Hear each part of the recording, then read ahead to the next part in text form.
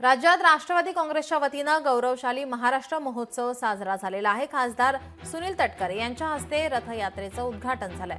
संयुक्त महाराष्ट्राला 65 वर्ष पूर्ण होत असल्यानिमित्ताने महोत्सव आयोजित करण्यात आला होता।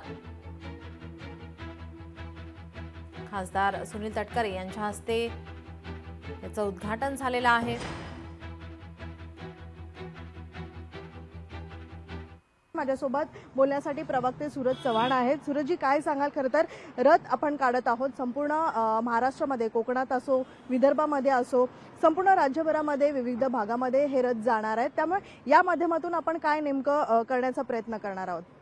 महाराष्ट्राला 65 वर्ष पूर्ण होत आहेत आणि या 65 वर्ष पूर्ण होत आहेत म्हणून जो यशवंतराव चव्हाण साहेबांच्या विचारधारेवर आम्ही काम करतो, ज्या यशवंतराव चव्हाण साहेबांनी संयुक्त महाराष्ट्राचा कलश या महाराष्ट्रामध्ये आणला होता, त्याच विचारधारेला डोळ्यासमोर ठेवून राष्ट्रवादी काँग्रेस पक्षाकडनं 65 वर्ष पूर्ण होत आहेत म्हणून या महाराष्ट्रातल्या प्रत्येक जिल्ह्यात, प्रत्येक तालुक्यात जाऊन ही गौरव रथ यात्रा, ज्या लोकांनी या महाराष्ट्राच्या जडणघडणीसाठी योगदान दिलेले, ज्या नद्यांचा पवित्र जल या महाराष्ट्रात वाहते, त्या नद्यांचं पाणी, पवित्र गडकिल्ले आहेत तिथली माती, जे आमचे महापुरुष आहेत त्यांच्या जन्मस्थळी भेट देऊन तिथलीही माती या ठिकाणी मुंबईमध्ये 1 मेच्या दिवशी या ठिकाणी येणारे माती आणि पाणी हे एकत्रित आणून आम्ही महाराष्ट्रातल्या कानाकोपऱ्यातलं हे जल आणि मृदा एकत्रित आणून ज्या हुतात्म्यांनी संयुक्त महाराष्ट्र व्हावा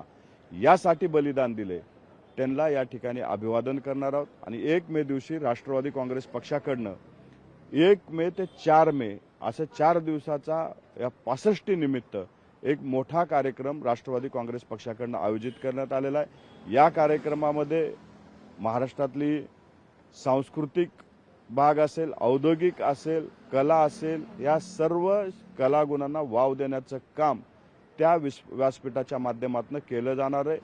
एक आगळा वेगळा कार्यक्रम या महाराष्ट्रामध्ये राष्ट्रवादी काँग्रेस पक्ष यशवंतराव चव्हाण साहेबांच्या विचारधारेवरच्या नुसार आम्ही करतोय। व्हिडिओ रोहित कांबळेसह मीनाक्षी म्हात्रे, लोकशाही मराठी, मुंबई। लोकशाही मराठी ऐका, पहा, जागरूक रहा।